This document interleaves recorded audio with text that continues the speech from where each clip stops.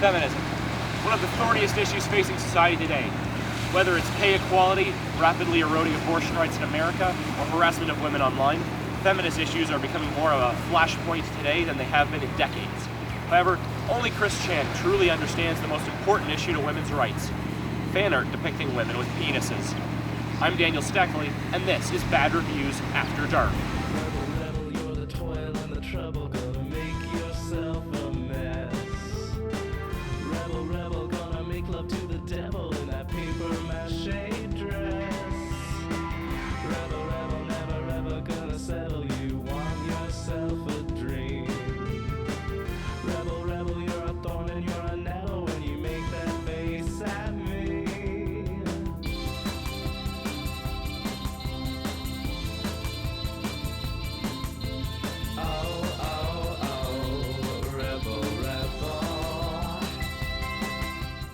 The Strip for Women's Rights is an epilogue which follows Rage Against the Garbage and serves as a bookend. The story begins with a feeble attempt to fight internet trolls with nudie pics, and ends with a feeble attempt to fight internet trolls with nudie pics. But the second one is even worse because it ropes in women who had nothing to do with the issue, and is being attempted after the first attempt failed utterly. We see Sonichu, Rosechu, Angelica, Bubbles, and Lolisa all together in Sonichu and Rosechu's unfenced, wide-open backyard, the best place to take nude pictures of yourself. "Thanks for coming over and helping us, Lolisa," says Rosechu. "No problem, I'm happy to help. It really bothers me that such a slander against our womanhood is going on right now." Some people have been bringing up lately in the comments the idea that Chris being so gender essentialist in the Sonichu comic means that she can't be transgender, and frankly, I don't know myself, which is why I'm continuing to misgender her here in these videos. So, I'm going to talk about a few things here that you might not find funny or interesting, because I feel like a strip for women's rights is the ideal time to talk about them. Skip to this time code if you're not interested in a discussion of Chris's views on women or about transsexuality. Skip there now. Or don't. I hope you don't, otherwise it's going to be a really short video. Chris has, to this very day, an extremely idealized vision of women. Absolutely textbook putting them up on pedestals. The classic, "How can I be sexist if I love women so much?" Chris views womanhood as something with special value, a value that manhood lacks. You'd normally think to attribute this to lack of contact with women, but when Chris still had a social life, the vast majority of his relationships were with women, the so-called gal pals. However, Chris has never shown anything to indicate that these were genuine friendships. We know next to nothing about these women, their personalities, their interests, nothing, because Chris didn't seem to care. Which meshes perfectly with the notion that Chris likes women as ideas, not as people. He loved the idea of Megan that existed in his head, but had a strained relationship with the real-life woman. Chris probably would have turned into a textbook MRA were it not for the infinite boyfriend factor. I don't know if I've mentioned this before, but long story short, girls are socialized to not directly reject men, and many turned Chris down by saying they already had boyfriends. Chris then developed a theory that literally all the girls in the world are taken. Well, obviously not all of them, but all the ones he'd like to date, because society teaches men to have standards completely out of their league, hence the seduction community. So instead of blaming women for his lack of romantic success, the MRA line of thought, he blames men. All men. Literally all men. Because they took all the women. Like, just absolute textbook benevolent sexism. It's only interesting in that it 100% does not blame women, unlike the PUAs, MRAs, or love shies. Chris is probably closest to being a love shy in that he also blames society for not teaching him how to date, but we're gonna get to that soon. And now, to address Chris's transsexuality. I'm just going to repeat what I already stated on the Quickie forums. If you really get down to brass tacks, it's indisputable that the respectful thing to do is to use Chris's preferred pronouns. And you can't play the game of Chris doesn't count or Chris doesn't deserve respect, because you don't get to pick and choose who you respect in that way. The absolute right thing to do would be to use Chris's preferred pronouns in all contexts, past and present, moving forward, because that's how transsexuality works. It's retroactive, because it's fundamentally who you are, even if you didn't realize it. So why am I not using Chris's preferred pronouns? A lot of it is sheer cowardice, not wanting to rock the boat in an audience that largely is part of this community. On the other hand, I haven't seen any real backlash in the comments for my passing mention of the community's transphobia, or any mass unsubscription or such thing, so I might bring it up at some point. The second reason is that Chris very much thought she was a man when she wrote Sonichu.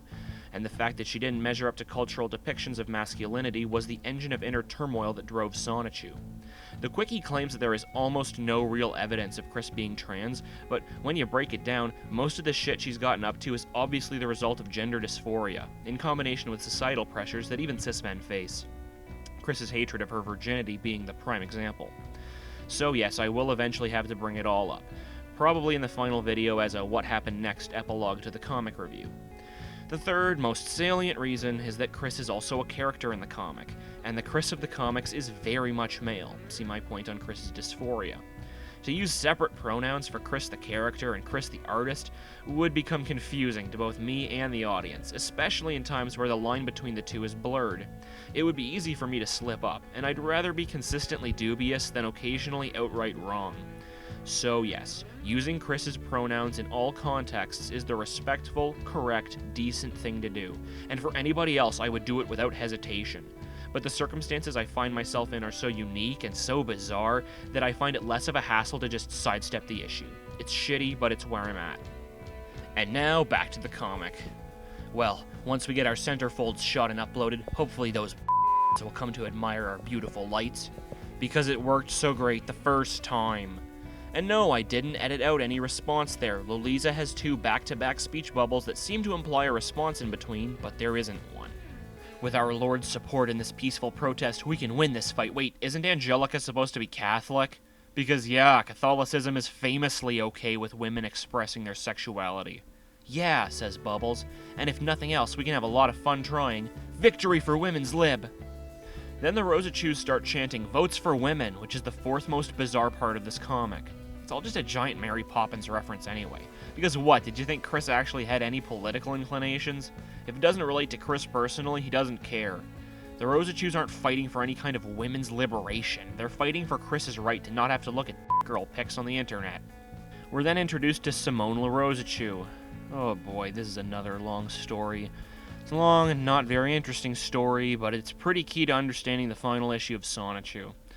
So I'll try to keep things brief. Let's start at the start. Around the fall of 2008, a trolling community had begun to evolve around Christian. Beyond a simple look at this weirdo ED page, Chris's reactions to the trolling caused an entire community to spring up, devising more inventive ways to get funny reactions out of him. And one of the main tactics of the early years of trolling was pretending to be a genuine fan of Sonichu. This is where Evan George comes in. Evan was arguably the very first Chris Chan troll, by sending Chris an email containing a selection of parody fan art that 4chan created, to see how he would react. This was the response. Thank you for your fan art contributions. In constructive criticism, I like the one with me and the girlfriend auditions, as well as my glaring in the eyes of the blue guy. But I am feeling great detest towards the other two. Sonichu and I are not of that nature at all. If you would like to make it up to me, though, please draw a strip of Rosechu stripping for Sonichu and have him f*** her, and draw Rosechu masturbating and squirtin'. I am straight, damn it. I will not be veered in any other disgustingly grotesque direction. Again, most nasty fan arts are not appreciated at all.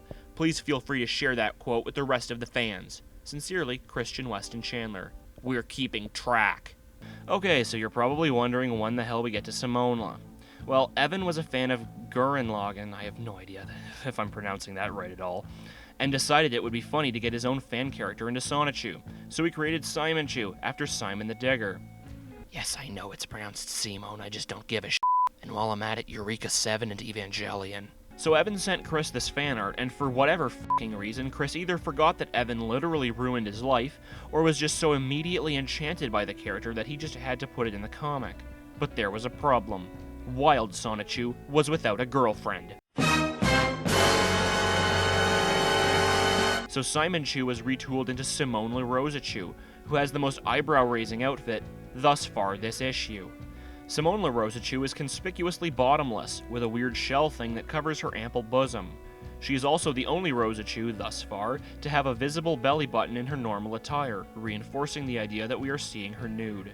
Simone has the power of drilling, which she uses to tunnel underground in a Bad Bugs Bunny reference.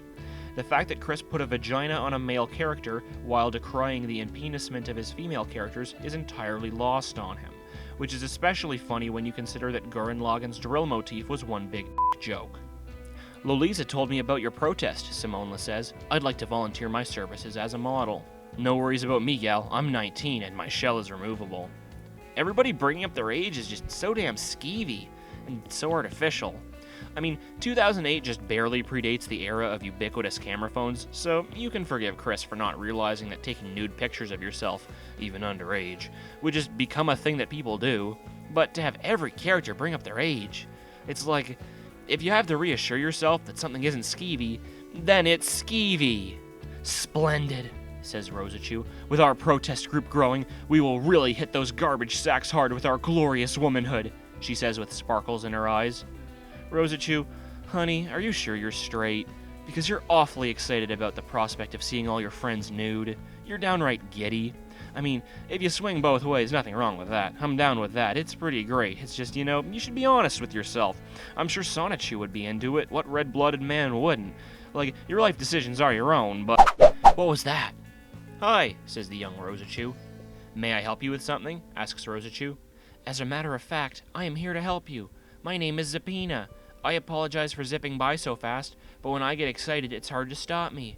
Anyway, I heard you were looking for models. I'm here to volunteer my services of cuteness. I've just turned 14 years cute.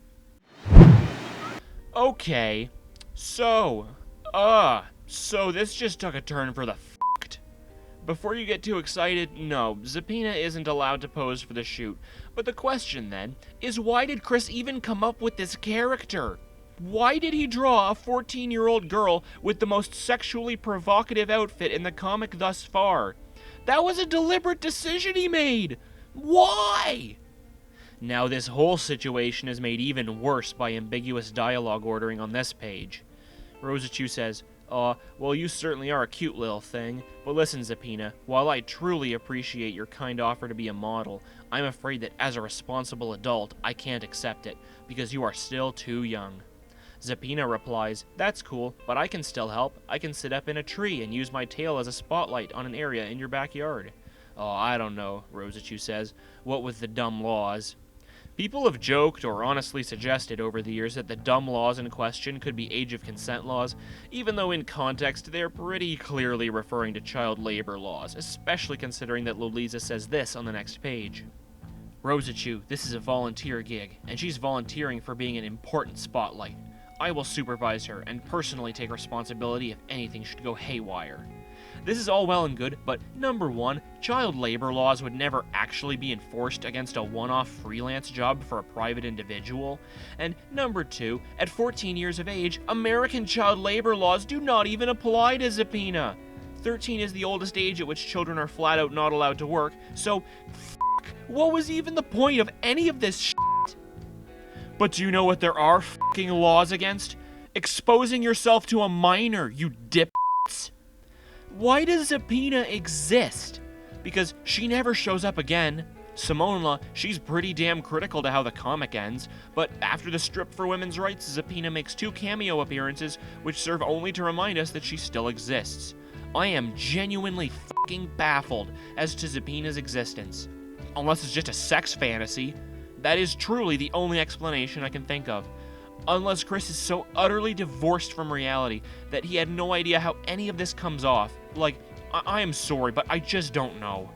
Then Rosechu rattles off a bunch of pointless logistics that Chris loves to include every once in a while. All the posing models need to have been cleaned up and had makeup applied. Cleaned up? God, are we taking nudie pics or selling people on the auction block? On the final page of the epilogue, we see Rosechu in a bathrobe, presumably naked for the shoot. For some reason, the text has not been replaced with the customary all-caps Comic Sans. For our rights as women among all people, I will overpower those slanderous jerks, she thinks, and the story ends. Yup. This story, obviously purely concocted as an excuse for more cheesecake, ends before the photo shoot. So what was the point? Just to drive home how dumb Rosechu is, thinking that the problem was that she didn't leak enough of her own nudes? This whole storyline is a pretext for porn, and then there's no porn. You know, sometimes I think I've really got it figured out, that I understand how Chris Chan's brain works, and then something like this happens. I am not going to miss this comic. September cannot come fast enough. Next time on Bad Reviews After Dark. The Sonichus hit the beach for spring break in Quickville, and Bubbles and Blatchu's burgeoning romance is interfered with by a dangerous new foe. Next week on Bad Reviews After Dark. Hey there, excited for next week's Bad Review? Patreon backers can catch it already at www.patreon.com/DStecks. And it's not too late to sign up and take an early look at the next week's episode. All it costs is $1 per video that I release, so you only pay if I make content. It's a safe bet either way. So if you want to check that out, head on over to www.patreon.com/DStecks and sign up. You can log in through Facebook, so it's safe and secure, and pretty inexpensive entertainment, I'd think. Anyway, I'll catch you guys next week, or if you want to sign up at Patreon, I'll check you out over there in just a second.